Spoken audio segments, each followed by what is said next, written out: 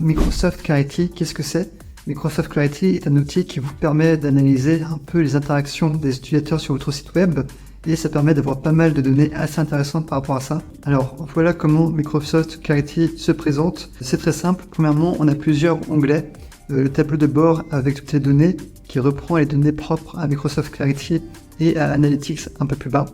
Ici, on a les enregistrements, on a les cartes thermiques et les paramètres. Pareil, ici, on a des informations en plus qui sont très intéressantes, les clics de colère, les clics non valides et les retours rapides. Alors, un clic de colère, qu'est-ce que c'est?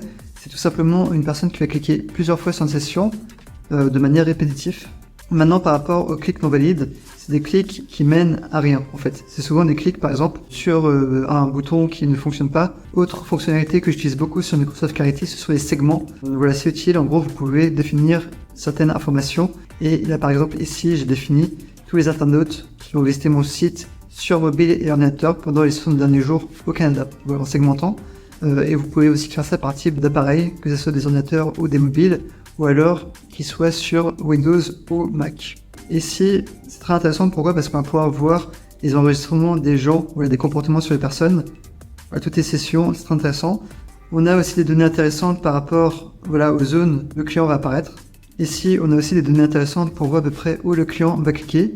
Voilà, ici on peut voir l'ensemble des endroits qui sont cliqués sur le site web. Alors on peut voir que les gens cliquent principalement sur le bouton voir nos tarifs. On peut voir le taux de scroll sur le site web.